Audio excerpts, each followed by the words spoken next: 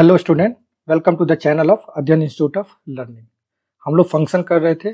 Function का ये lecture number 14 होगा हम लोग का। इसके पहले के लेक्चर में हम लोग रेंज निकालना सीखे थे, जो कि डिफरेंशिएशन मेथड से था।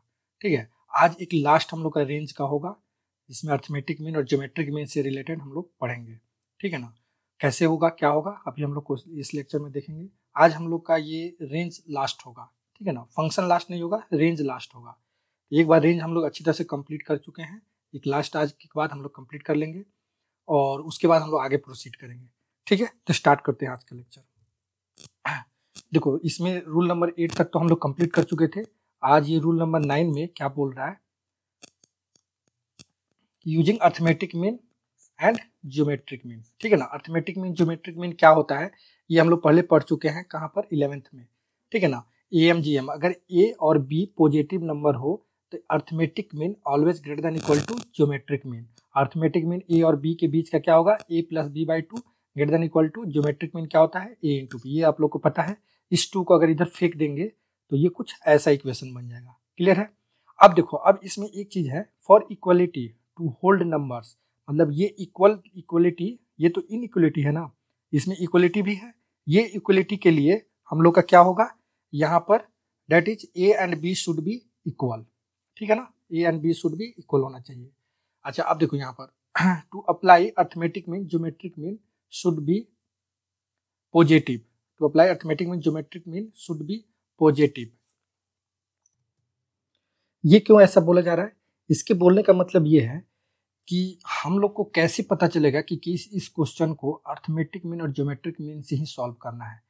तो ये देखो कैसे, कहीं से हम लोग को सपना तो आएगा नहीं, सपना नहीं आएगा, लेकिन हम लोग एक चीज ध्यान रखेंगे कि arithmetic mean geometric mean apply करने के लिए हम लोग को दोनों नंबर क्या होना चाहिए, पॉजिटिव होना चाहिए। पहला चीज हो गया, दोनों A और B दोनों पॉजिटिव होगा तभी ये चीज हम लोग करेंगे। दूसरा चीज कि दोनों को रेसिप्रोकल होना पड़ेगा एक दूसरे का। ठीक है ना, एक दूसरे का रेसिप्रोकल होगा तो उससे क्या फायदा होगा कि वो दोनों आपस में कैंसिल आउट हो जाएगा और केवल कांस्टेंट टर्म बच जाएगा। तो वही चीज यहाँ पर लिखा हुआ है सेकंड टर्म में। ठीक है ना, ये सब जो भी लिखा हुआ है ये सब आप लोग को भी लिख लेना है, मैं उसको बस एक्सप्लेन कर रहा हूँ अभी। ठीक है ना। अच्छा, अब देखो लास्ट वाला टर्म क्या बोल रहा है, बिफोर गिविंग मैक्सिमम और minimum value using arithmetic mean geometric mean check the possibilities of numbers being equal. ठीक है ना, उसकी पॉसिबिलिटीज को चेक करेंगे। ये कैसे चेक करेंगे, ये अभी मैं कितना भी बोलूंगा आप लोग को समझ में नहीं आएगा।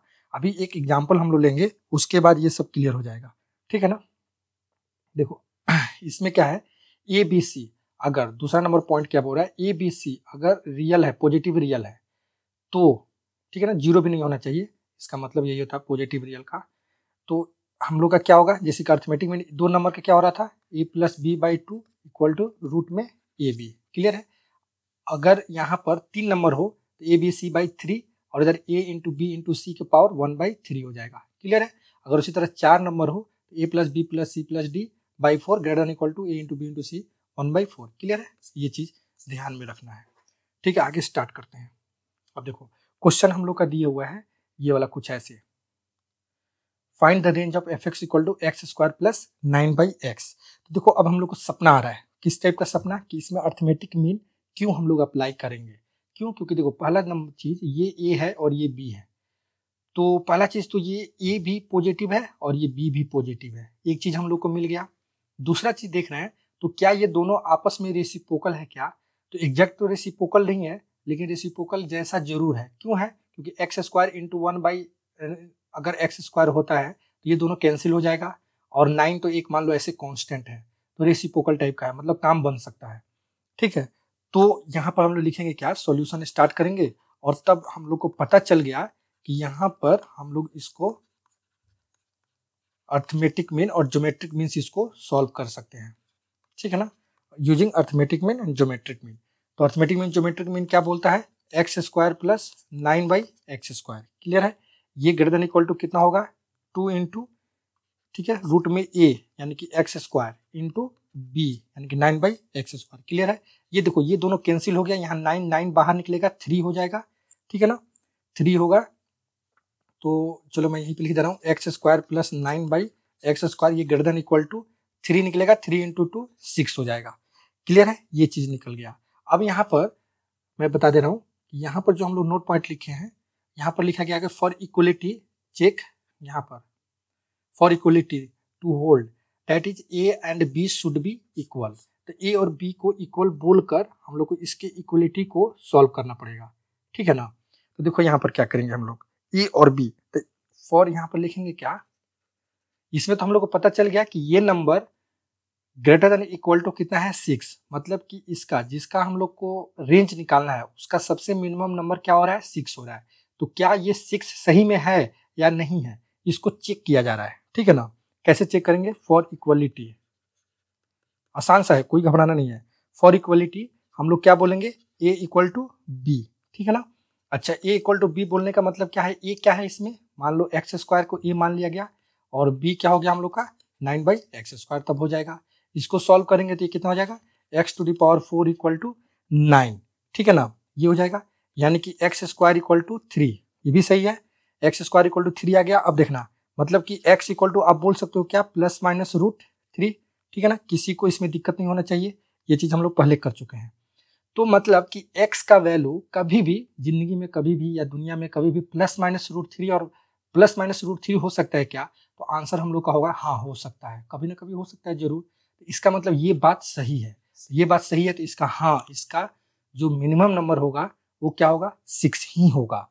तो चलो, तो फाइनली हम लोग लिख देंगे x² + 9/x², ये जो है इसका मिनिमम नंबर हम लोग का मिल गया कितना 6। चलो ये तो काम बन गया, अभी और करना पड़ेगा। तो अब बात आया कि मैक्सिमम नंबर क्या होगा, तो fx इक्वल टू हम लोग क्या लिखेंगे, x² + 9/x²। अब देखो, अब ऐसे क्वेश्चन में एक चीज ध्यान रखना है, ये कोई रूल नहीं है, मतलब ऐसे ध्यान रखना है कि देखो ऐसे क्वेश्चन जब भी दिखे तो इस x को क्या बोलो कि इन्फिनिटी की तरफ लेकर जाओ। देखो कभी हम लोग इन्फिनिटी की तरफ ले जाएंगे, कभी 0 की तरफ ले जाएंगे, वो प्रैक्टिस से पता चल जाएगा आप लोग को अभी तुरंत। तो हम लोग अगर यहाँ पर x को इन्फिनिटी बोलेंगे तो ये लड़का इन्फिनिटी की तरफ चला जाएगा, कौन सा लड़का, x², तो ये गया इन्फिनिटी की तरफ, ठीक है। अच्छा, ये 9/x², ये इन्फिनिटी, 9/x², ये कितना चल जाएगा 0 की तरफ जाएगा, ये इन्फिनिटी की तरफ जाएगा, ये 0 की तरफ जाएगा। तो फाइनल आंसर जो इसका आएगा, क्या वो भी इन्फिनिटी की तरफ जाएगा, ऑफकोर्स जाएगा, क्योंकि इन्फिनिटी +0 इन्फिनिटी की तरफ ही जाएगा। तो इसका मतलब फॉर हम लोग क्या बोलेंगे, फॉर x ग्रेटर देन 0, ठीक है ना, x क्या हम लोग लिए ग्रेटर देन 0 के लिए fx इज कंटिन्यूअस, ठीक है, fx इज क्या है कंटिन्यूअस, ठीक है। कंटिन्यूअस भी है क्योंकि ब्रेक भी नहीं हो रहा है, ठीक है ना। ये चीज कैसे पता चला कि कंटिन्यूअस है, कंटिन्यूअस इसलिए है क्योंकि इसका जब ग्राफ हम लोग अगर ड्रॉ करेंगे, देखो यहाँ पर जैसे जैसे हम लोग आगे बढ़ते जाएंगे, ये y का भी वैल्यू बढ़ते जाएगा। इसका ग्राफ कैसे होता है आप लोग को पता ही है, पहले मैं करा चुका हूँ। इसे ग्राफ कुछ ऐसे पैराबोलिक टाइप का आएगा, ठीक है ना, पैराबोलिक टाइप का आएगा। तो ग्राफ वो तो कहीं भी डिसकंटिन्यूअस नहीं होता है, तो इस तरह से ये कंटिन्यूअस भी हो जाएगा। जैसे जैसे एक्स में जाएंगे ये ऊपर वाई में भी बढ़ते जाएगा और कंटिन्यूअस हो जाएगा, क्लियर है। और दूसरा चीज क्या है कि इन्फिनिटी पुट करने पर ये इन्फिनिटी जा रहा है, मतलब डोमेन इन्फिनिटी पुट कर रहे हैं तो इसका वैल्यू भी इन्फिनिटी की तरफ जा रहा है। तो फाइनली हम लोग रेंज ऑफ फंक्शन अगर बात किया जाए तो वो क्या बोलेंगे, लेस देन 6 से 6 हम लोग ले लेना है, 6 को इंक्लूड करना है क्योंकि यहाँ इक्वल टू है, 6 टू इन्फिनिटी, यही हम लोग का आंसर हो जाएगा। क्लियर है, एकदम घबराना नहीं है, और क्वेश्चन करेंगे और कंसेप्ट क्लियर होगा। देखो अभी क्वेश्चन क्या बोल रहा है, find range of fx tan² x - 8 cot² x + 7, ठीक है ना। अब इस क्वेश्चन को देखने के बाद हम लोग कैसे आएगा पता चलेगा कि इसको अर्थमेटिक मीन से करना है। तो पहले देखो tan² x ये चीज पॉजिटिव है, cot² x ये चीज भी पॉजिटिव है, क्लियर है, ये भी पॉजिटिव और ये भी पॉजिटिव। अच्छा, दूसरा चीज कि क्या ये रेसिप्रोकल है क्या, तो हाँ tan x 1/cot x होता है, कोई दिक्कत नहीं है, ठीक है ना, मतलब कि ये दोनों आपस में रेसिप्रोकल भी होता है। तो चलो, तो काम बन गया हम लोग का, फिर क्या दिक्कत है, तो दोनों रेसिप्रोकल भी मिल गया और दोनों टर्म पॉजिटिव मिल गया। रहा बात 7 का, तो 7 को भूल जाओ, अभी हम लोग क्या बात करते हैं ना, इतना दूर के लिए बात कर लेते हैं और बाद में जो भी रेंज आएगा उसमें 7 ऐड कर लेंगे, जो फर्स्ट मेथड हम लोग सीखे थे, ठीक है ना, रेंज निकालने का फर्स्ट मेथड जो सीखे थे उसके अनुसार। इतना तो आप लोग को आता ही होगा। तो चलो फिर स्टार्ट करते हैं अब। तो ये हम लोग को पता चल गया कि इसमें क्या करना है, using AM and GM। Of course ये पता चल गया, कैसे पता चला, क्योंकि दोनों पॉजिटिव है और रेसिप्रोकल भी है, क्लियर है। तो चलो स्टार्ट करते हैं फिर, यानी कि tan² x + cot square x, ये होगा greater than equal to 2 into, यही ना होगा टेन स्क्वायर, यहाँ पे 8 है, सॉरी यहाँ पर क्या है 8 है, 8 है, तो यहाँ पर क्या हो जाएगा tan square x into 8 cot square x हो जाएगा। ये देखो ये दोनों कैंसिल हो जाएगा आपस में, तो फिर इधर क्या बचा हम लोग का, इधर जो भी बचा tan square x plus 8 cot square x, ये ग्रेटर देन इक्वल टू कितना हो जाएगा 2। अच्छा यहाँ से 8 है, तो 8 से बाहर क्या निकलेगा √8, √8 से बाहर क्या निकलेगा 2√2, ठीक है ना, 2√2, तो ये कितना हो जाएगा 4√2 हो गया। क्लियर है, यहाँ तक कोई दिक्कत नहीं होना चाहिए। तो मतलब कि ये जो फंक्शन था यहाँ से यहाँ तक, इसका यहाँ से यहाँ तक का हम लोग का मिनिमम वैल्यू, मतलब वो वैल्यू क्या होगा 4√2 होगा या उससे ज्यादा होगा।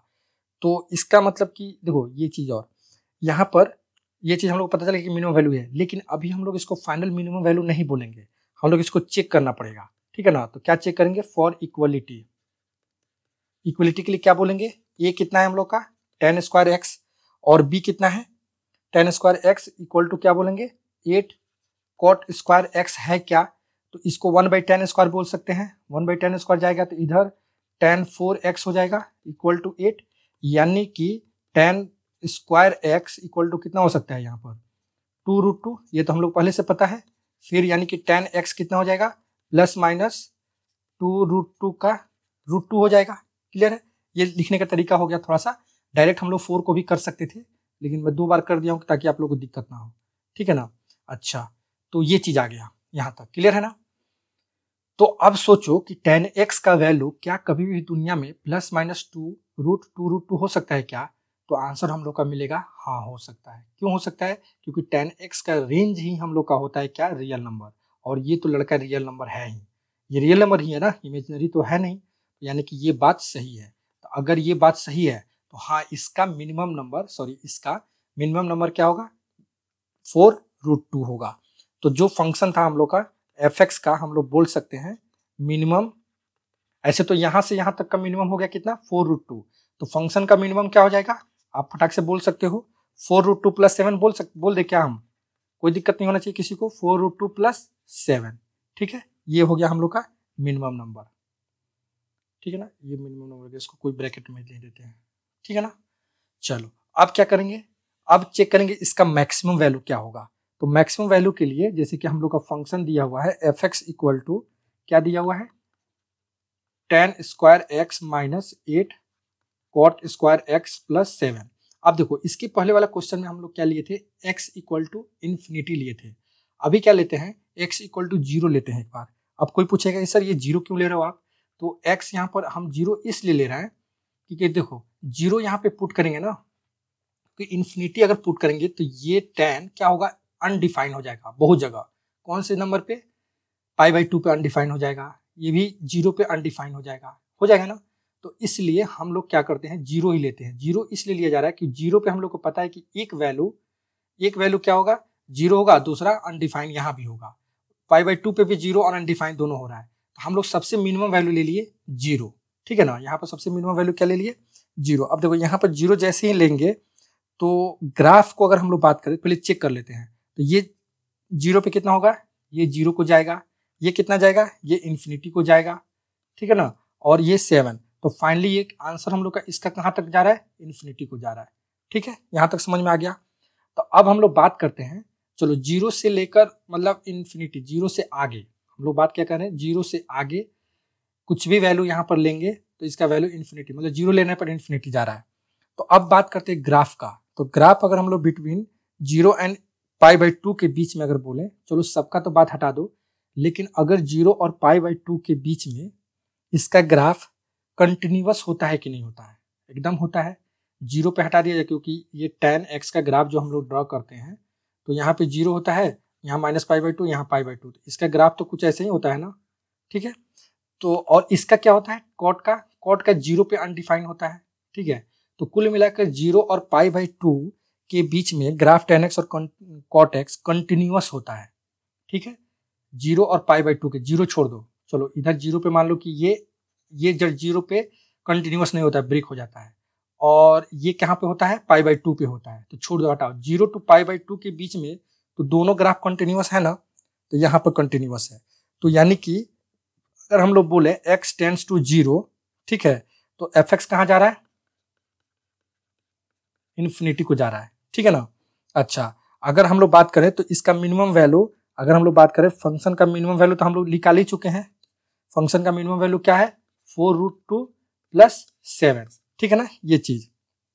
तो अब हम लोग अगर फाइनल कंक्लूजन निकालें तो इसका मैक्सिमम वैल्यू कहाँ को जा रहा है, मतलब 0 और इन्फिनिटी के बीच में, 0 और इन्फिनिटी के बीच में इसका मैक्सिमम वैल्यू क्या इन्फिनिटी को जा रहा है यहाँ पर। तो हम लोग बोलेंगे क्या, क्योंकि यहाँ भी इन्फिनिटी को जा रहा था, ठीक है ना, यहाँ पर भी क्या जा रहा था, इन्फिनिटी को जा रहा था। देखो मैं फिर से बता रहा हूँ, यहाँ पर ये चीज हम लोग चेक करने का मतलब क्या है। कोई बोलेगा कि सर आप 0 ही क्यों चेक किए, क्योंकि π/2 क्यों नहीं लिए। देखो π/2 हम लोग नहीं ले सकते हैं क्योंकि π/2 पे ये अनडिफाइन होता है। तो कोई बोलेगा सर 0 क्यों नहीं लिए, क्योंकि π/2 पे तो ये भी अनडिफाइन है, सॉरी 0 पे तो ये भी अनडिफाइन हो जा रहा है, और π/2 पे ये अनडिफाइन हो रहा है, तो ये 0 हो रहा है, ठीक है। तो हम लोग क्या करेंगे ना, सबसे पहला पॉजिटिव नंबर लेंगे, मतलब कि इधर से स्टार्ट करेंगे। तो 0 ही लिए, तो 0 पे ये हम लोग का काम बन गया, जो चीज आना था ये π/2 पे भी वही चीज आएगा। तो हम लोग कोई सा भी एक इंटरवल ले लेंगे, वहां पर भी अगर लेंगे तो वही कंडीशन आएगा। जैसे कि मान लो कोई बोलेगा कि π/2 से आप पाई के बीच में ले लीजिए, तब भी ये फंक्शन कंटिन्यूअस ही होगा, कोई दिक्कत नहीं। हाँ सही बात है, वहां पर भी वही चीज होगा। तो उतना ज्यादा हम क्यों सोचे, हम क्यों ना 0 के बारे में सोचे, ठीक है ना। किसी के दिमाग में अगर आ रहा है π/2 भी लेने पर भी तो हम लोग का यही कंडीशन इन्फिनिटी को जा रहा है और कंटिन्यूअस भी हो रहा है, कोई ब्रेकिंग नहीं है, डिसकंटिन्यूअस तो है नहीं, तो π/2 ही क्यों नहीं, तो कोई दिक्कत नहीं, वैसे भी सोच सकते हो। तो एक स्टैंडर्ड होना चाहिए ना, अगर मैं π/2 लूँ तो कोई बोलेगा सर आपने 0 क्यों नहीं लिया।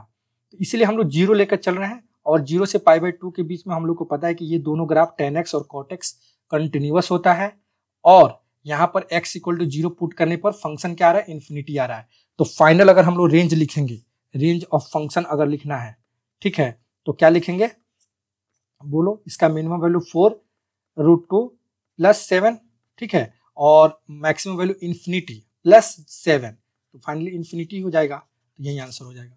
तो देखो हमेशा हम लोग को ये चीज जरूर चेक करना है, कौन सा चीज, एक तो पहला चीज ये चेक करना पड़ेगा फॉर इक्वलिटी का।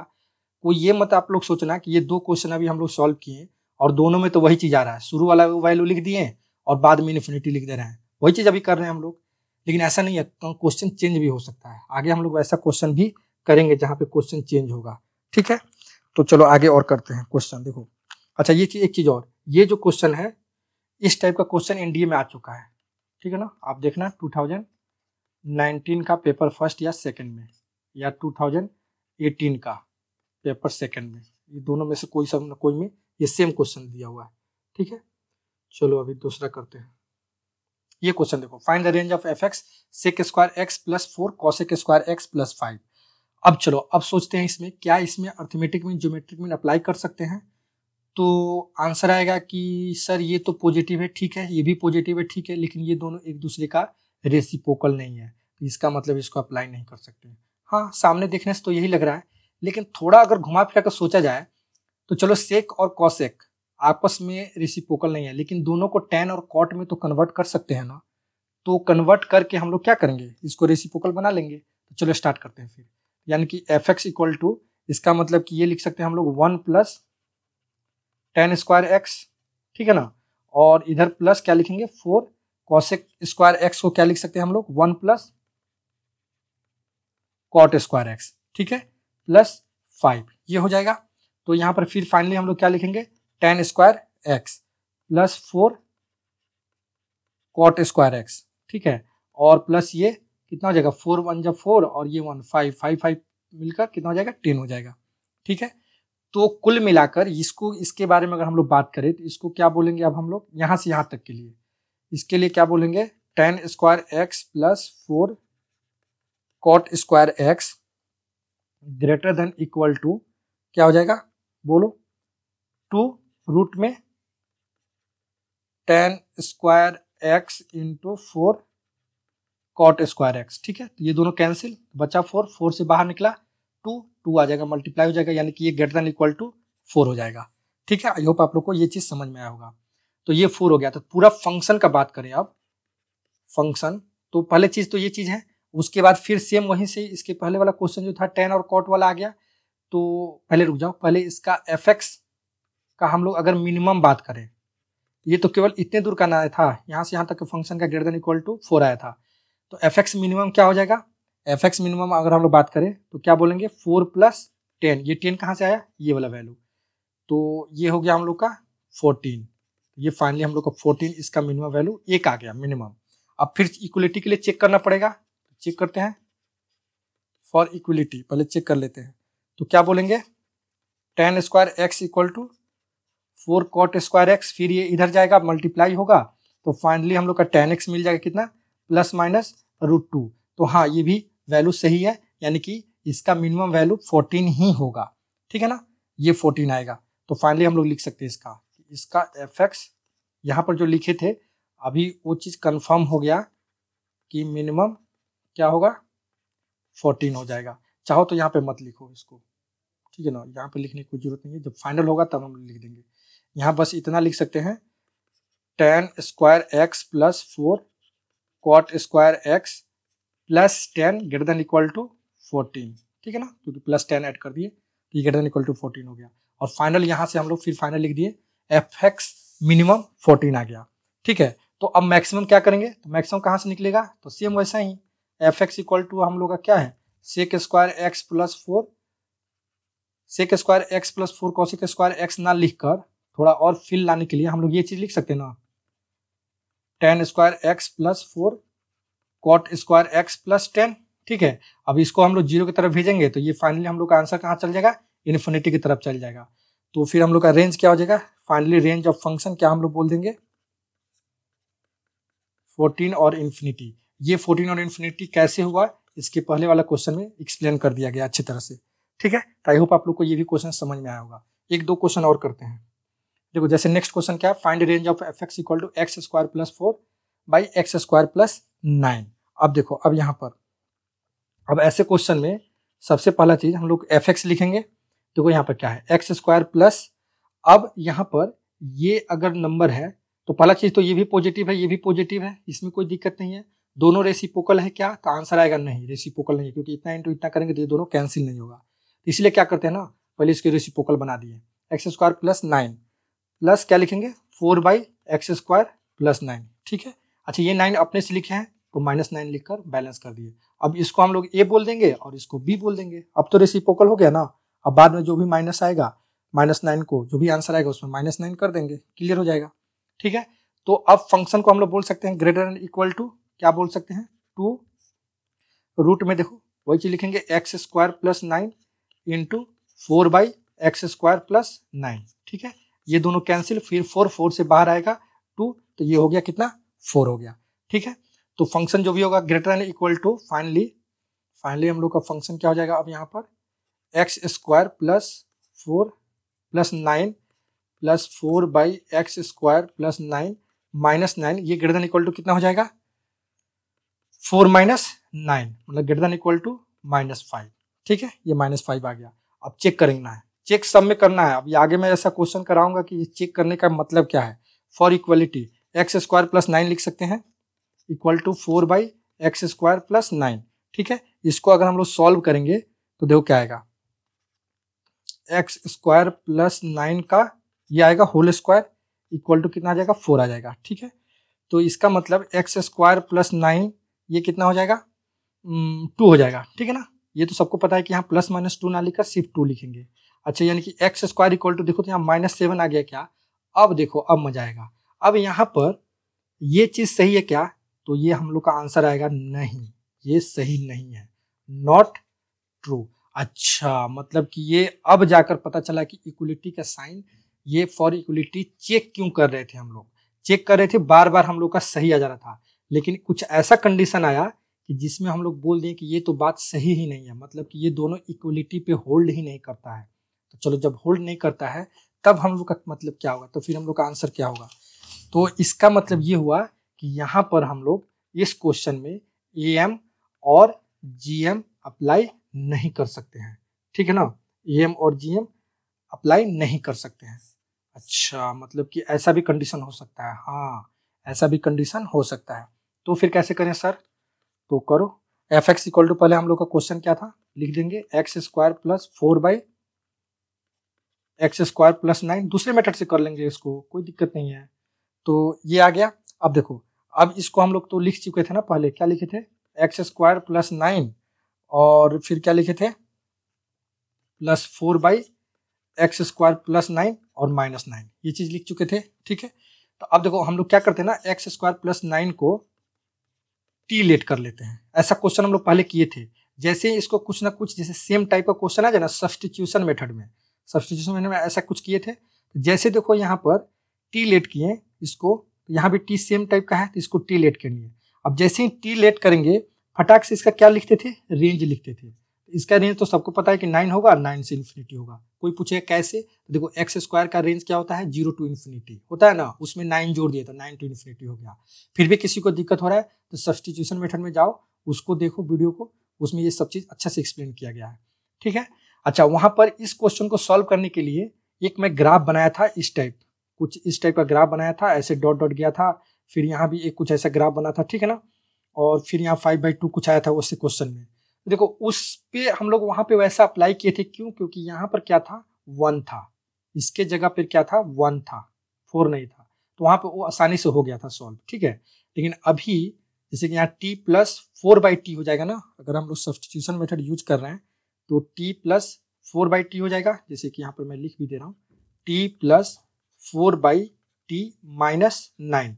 तो यहाँ पर अगर 1 होता ना तो डायरेक्ट हम लोग को जल्दी में सॉल्व हो जाता, इसका वैल्यू 2 से 2 हो जाता, ग्रेटर देन और लेस देन जो भी होता है, तो हम लोग का पीछे वाला क्वेश्चन हो जाता। लेकिन उससे भी कंप्लीट करना चाहें तो हम लोग बैलेंस करके कर सकते हैं, लेकिन मैं बोल रहा हूँ उससे आसान अगर हम लोग जैसे डिफरेंशिएशन मेथड सीख चुके हैं तो डिफरेंशिएशन मेथड से कर लेंगे। तो डिफरेंशिएशन मेथड में कैसे करना रहता है, हाँ, इसको हम लोग क्या लेट कर लिए, अब x square plus 9 equal to t, t का हम लोग रेंज यहाँ बोल दिए, इसको हम लोग ले लिए क्या, जी टी। ठीक है ना, जी टी हो गया हम लोग का टी प्लस 4/t, अब बाद में 9 को हम लोग बैलेंस कर लिया जाएगा। ठीक है ना, या फिर 9 भी लिख ही लेते हैं, पहले जी टी लेट किए तो इतना 9 लिख लिए। अब क्या करते हैं, इसको जी डैश टी, मतलब इसको डिफरेंशिएट कर लेते हैं एक बार। तो डिफरेंशिएट करेंगे तो क्या आएगा, जी डैश टी हो जाएगा, यहाँ पर क्या हो जाएगा, 1 माइनस 4/t स्क्वायर। अब चलो, अब यहाँ पर सोचना है कि ये, क्योंकि हम लोग को वहां पे क्या करते थे डिफरेंशिएशन मेथड में, डिफरेंशिएशन करने पर एफ एक्स को डिफरेंशिएट करते थे तो एफ डैश एक्स आता था, फिर एफ डैश एक्स को चेक करते थे को पॉजिटिव है कि नहीं। अगर पॉजिटिव हो गया तो हम लोग का ग्राफ क्या होगा, कंटिन्यूअस इंक्रीजिंग होगा, अगर निगेटिव हुआ तो डिक्रीजिंग होगा। ठीक है ना, तो यहाँ पर अगर हम लोग चेक कर रहे हैं तो देखो रेंज हम लोग क्या है, 9 टू इन्फिनिटी, तो t का वैल्यू 9 टू इन्फिनिटी अगर है तो 9 का वैल्यू यहाँ पुट करेंगे तो ये देखो 4/9, 4/9 ये वैल्यू हमेशा और हमेशा 1 से कम ही होगा। 4/9 नहीं, 9 का स्क्वायर 81 हो जाएगा, तो ये बहुत छोटा नंबर होगा। ये बहुत छोटा नंबर 1 से माइनस करेंगे तो 1 मतलब कि निगेटिव तो कभी नहीं होगा, तो इसका मतलब कि ये चीज हमेशा और हमेशा पॉजिटिव है। ठीक है ना, ये पॉजिटिव है, ये पता चल गया, ये पता चल गया अगर पॉजिटिव है यानी कि हम लोग का जीटी क्या होगा, इंक्रीजिंग फंक्शन होगा। ठीक है ना, यही चीज ना चेक करते थे कि एफ एक्स अगर होता था एफ डैश एक्स निकालने पर अगर वो ग्रेटर देन 0 हो गया, पॉजिटिव हो गया, तो एफ एक्स क्या होता था, इंक्रीजिंग होता था। यहाँ पर जी डैश एक्स अगर पॉजिटिव हो गया तो जी टी क्या होगा, इंक्रीजिंग होगा, पहला चीज। ठीक है ना, अब देखो, अब हम लोग बात करें किस रेंज में, 9 टू इन्फिनिटी के रेंज में, ये क्या होगा, कंटिन्यूअस, सॉरी इंक्रीजिंग तो हो ही गया। अब 9 टू 8 इन्फिनिटी के रेंज में ये जीटी क्या कंटिन्यूअस है, तो देखो 9 से आगे अगर जीटी में कहीं भी अनडिफाइंड टर्म नहीं होगा तो इसका मतलब क्या है कि ये कंटिन्यूअस हो जाएगा। तो देखो अब 9 से आगे हम लोग कहीं भी देख चेक करें, मतलब ग्राफ अगर इसका देखा जाए तो 9 से आगे कहीं भी इसमें जाएंगे हम लोग, 9 मान लो यहाँ पर है, ठीक है ना, तो 9 से आगे कहीं भी जाएंगे कुछ भी पुट करेंगे तो जीरो तो आया, जीरो वाला तो टर्म है ही नहीं, जीटी हम लोग का क्या था, यही है ना, जीटी है, तो 9 से आगे कुछ भी पुट करेंगे तो यहाँ पर भी ये कभी अनडिफाइंड नहीं होगा, इधर भी कहीं अनडिफाइंड नहीं होगा, क्योंकि ये कब अनडिफाइंड होगा, जीरो पे, तो जीरो का तो बात ही नहीं है, हम लोग तो 9 से आगे सोचेंगे। क्यों आगे सोचेंगे, क्योंकि इसका हम लोग का रेंज ही मिल गया है 9 टू इन्फिनिटी। ठीक है, तो उसके आगे अगर हम लोग सोच रहे हैं तो ये कंटिन्यूअस भी है, इसलिए लिख दिया g t is increasing function also in 9 to infinity, g t is, sorry increasing है, जीटी इज कंटिन्यूअस। ये चीज, दो चीज हम लोग पता करते हैं। पहले एफ डैश एक्स निकालते हैं, F dash x greater than 0 तो फंक्शन इंक्रीजिंग हो गया। उसके बाद कंटिन्यूअस चेक करते हैं, जिस रेंज में बात किया है उस रेंज में अगर कंटिन्यूअस हो गया तो सबको पता है कि हम लोग का फिर क्या होता है, उसका रेंज क्या होता है। तो रेंज के लिए हम लोग तो मिनिमम वैल्यू तो पता चल ही गया है, तो हम लोग बोलेंगे क्या, G T minimum. G T minimum हम लोग क्या लिखेंगे, जी से 9, इसका मिनिमम वाला वैल्यू पुट करेंगे तो हो जाएगा 9 + 4/9 -9, ये दोनों कैंसिल हो गया तो हम लोग का क्या बचेगा, 4/9। ये हम लोग का मिनिमम वैल्यू हो गया, ठीक है ना, ये मिनिमम हो गया। ये बात समझ में आया। अब उसके बाद टी हम लोग को इन्फिनिटी पुट करेंगे, ठीक है, तो जी इन्फिनिटी के लिए अगर बात करेंगे तो देखो कहाँ गया हम लोग का फंक्शन अगर यहाँ पर नहीं है तो यहाँ पर है हम लोग का जी टी। तो यहाँ पर ये इन्फिनिटी बात करेंगे तो ये इन्फिनिटी और ये 0, तो फाइनली इन्फिनिटी को जाएगा, पूरे फंक्शन कहाँ जाएगा, इन्फिनिटी को जाएगा। तो जी इन्फिनिटी पुट करने पर जो हम लोग का फंक्शन है, चलो मैं लिख दे रहा हूँ एक बार, यहाँ पर कितना था 4/t और यहाँ -9, तो ये तो इन्फिनिटी को जाएगा, ये 0 को जाएगा फाइनली। तो फाइनली हम लोग का आंसर कहाँ तक जाएगा, इन्फिनिटी को जाएगा, ठीक है ना। तो रिक्वायर्ड रेंज कितना हो जाएगा, 4/9 टू इन्फिनिटी, ठीक है ना। क्योंकि जब ये फंक्शन हो गया तो हम लोग क्या लिखेंगे, G9 से G इन्फिनिटी, यही हम लोग का रेंज होगा फॉर्मूला के थ्रू, जो हम लोग लास्ट लेक्चर में सीखे हैं। तो उसके अनुसार हम लोग का आंसर क्या आ जाएगा, ये वाला आ जाएगा, ठीक है ना। अच्छा एक चीज और इसमें बता दे रहा हूँ मैं, कि जैसे कि यहाँ पर फंक्शन था और ये इक्वलिटी वाला चीज होल्ड नहीं किया, तो बहुत बच्चों के दिमाग में ये आता है कि अच्छा ये इक्वलिटी वाला होल्ड नहीं किया, मतलब कि जो हम लोग रेंज लिख रहे हैं तो हम लोग हमेशा क्या लिखते थे, इसको मिनिमम के लिए लिख देते थे क्या, -5 और यहाँ पे क्लोज ब्रैकेट लगाते थे। तो बहुत लोग ये सोचेगा कि रेंज वही लिखना है, कितना, -5 टू इन्फिनिटी ही लिखना है, लेकिन यहाँ पर बस ओपन कर दो और यहाँ भी ओपन, कि क्योंकि ये चीज बहुतों के दिमाग में आता है ऐसे, और एक ऑप्शन में भी आपको ऐसा दिखेगा हमेशा। तो इसका मतलब ये इक्वलिटी नहीं हुआ, इसका मतलब ये नहीं कि इसमें -5 को हटाकर बाकी जो आंसर आया वो हम लोग लिख देंगे वही आंसर हो जाएगा, नहीं। उसके लिए फिर हम लोग को ये मेथड ही चेंज करना पड़ेगा, फिर दूसरे मेथड से सॉल्व करना पड़ेगा और तब हम लोग का ये आंसर आएगा। क्लियर है। फाइनल आंसर ये हम लोग का होगा। आई थिंक आप लोग को समझ में आया, अगर नहीं आया तो आप लोग फिर से पूछ सकते हो, ठीक है ना, कुछ मुश्किल काम नहीं है। चलो नेक्स्ट क्वेश्चन करते हैं, एक और लास्ट क्वेश्चन। ये देखो यहाँ पर f(x = x⁴ + 18/x² + 7 है, ठीक है। तो यहाँ पर f(x) = क्या हो गया, x⁴ + 9/x², इसको मैं लिख रहा हूँ, देखो ये 18 है। पहला चीज तो चेक किया कि ये दोनों पॉजिटिव है क्या, तो पॉजिटिव तो मिल गया, इससे तो कोई फर्क ही नहीं पड़ेगा, वो तो बाद में ऐड कर देंगे। ये दोनों पॉजिटिव तो हो गया, लेकिन दोनों रेसिप्रोकल नहीं दिख रहा है, तो इसको हम लोग थोड़ा सा अगर चेंज करना चाहें तो ऐसे लिख सकते हैं। ये थोड़ा सा हम लोग को यहाँ पर दिमाग लगाना पड़ेगा। फिर +7, अब देखो अब क्या करेंगे, अब कैसे करेंगे, अब इसको हम लोग अगर a मान लिए, इसको b मान लिए और इसको c मान लिए, मतलब 3 टर्म मान लिए। जब 3 टर्म हो गया तो क्या रेसिप्रोकल है क्या, तो आंसर मिलेगा हाँ, अब ये रेसिप्रोकल है और ये सब क्या है, पॉजिटिव भी है। क्लियर है।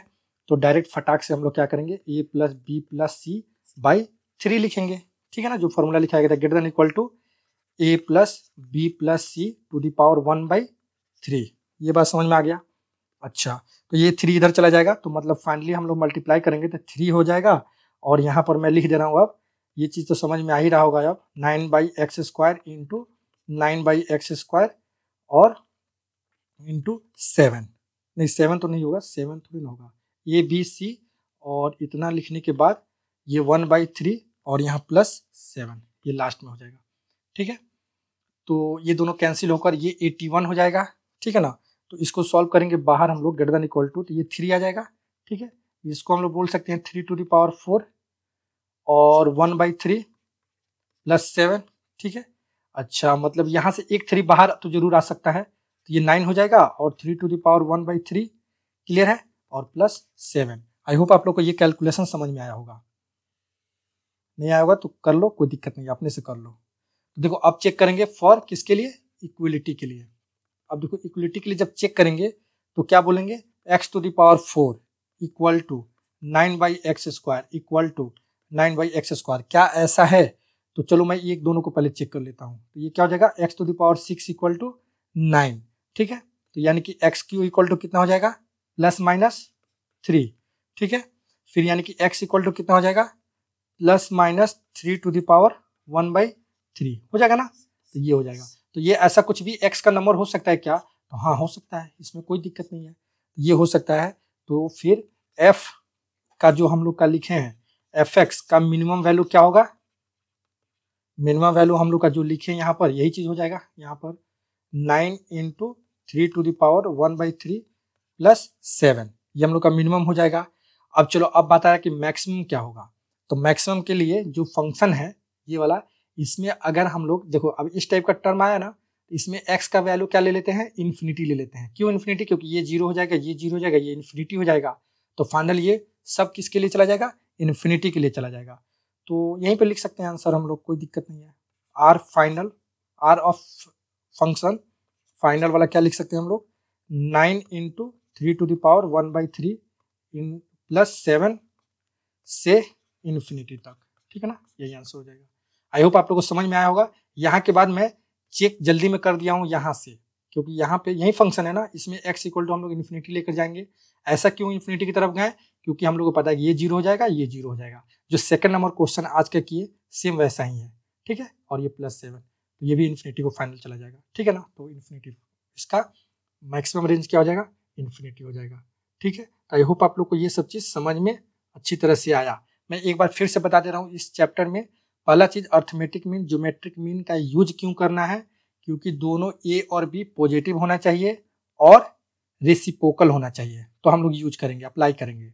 अप्लाई करने के बाद जो यहाँ से यहाँ तक का आंसर आ रहा है, ठीक है, जो भी यहाँ से यहाँ तक का आंसर आ रहा है, इसको फिर इक्वलिटी के लिए चेक करना है। तो फॉर इक्वलिटी, इसके पहले वाला सब क्वेश्चन में, दोनों क्वेश्चन में क्या हो रहा था, वो चीज जो भी यहाँ पर लिखे रहे थे हम लोग, वो ट्रू हो जा रहा था, तो उसको हम लोग मिनिमम वैल्यू बोल दे रहे थे।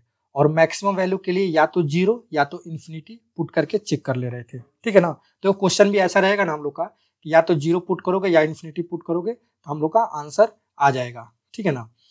तो ये हो रहा था, लेकिन यहाँ पर ये चीज ट्रू नहीं हुआ, इसीलिए क्या किए, इसको अर्थमेटिक मीन, ज्योमेट्रिक मीन से सॉल्व ना करके किससे किए, डिफरेंशिएशन मेथड से किए।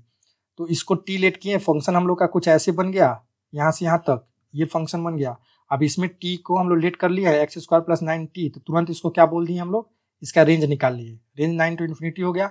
जीटी हम लोग का कुछ ऐसा बन गया, ठीक है ना, जीटी ऐसा बन गया। तो इसी में क्योंकि दिक्कत हो सकता है किसी को, इसलिए मैं इसको एक बार और एक्सप्लेन कर रहा हूँ। फिर इसको हम लोग डिफ्रेंशिएट किए और ये बोल दिए >0। क्यों >0, क्योंकि रेंज हम लोग का 9 टू इन्फिनिटी है, ठीक है ना। 9 टू इन्फिनिटी होने के कारण, 9 टू इन्फिनिटी होने के कारण ये वैल्यू हमेशा और हमेशा 1 से कम आएगा। तो 1 में से 1 से कम नंबर माइनस करेंगे तो पॉजिटिव ही रहेगा ना, तो पॉजिटिव हो गया। तो इसका मतलब जीटी फंक्शन इंक्रीजिंग हो गया। अब कंटिन्यूअस क्यों होगा, क्योंकि 9 से इन्फिनिटी के आगे हम लोग जो भी फंक्शन जीटी में पुट करेंगे वो क्या होगा, हमेशा हमेशा कंटिन्यूअस होगा, कहीं ब्रेक नहीं करेगा। क्यों ब्रेक नहीं करेगा, क्योंकि कहीं अनडिफाइन वाला चीज नहीं आ रहा है, ठीक है। यहाँ पर कुछ भी पुट करोगे तो ये हमेशा क्या होगा, डिफाइन रहेगा 9 से ऊपर, ठीक है, इसलिए, ठीक है। तो ये कंटिन्यूअस भी हो गया। तो फिर फाइनल हम लोग इसको जीटी का मिनिमम वैल्यू ये फॉर्मूला से हम लोग निकाल लिए। फॉर्मूला तो पता ही होगा ये, ठीक है ना, कौन सा फॉर्मूला, FA, FB,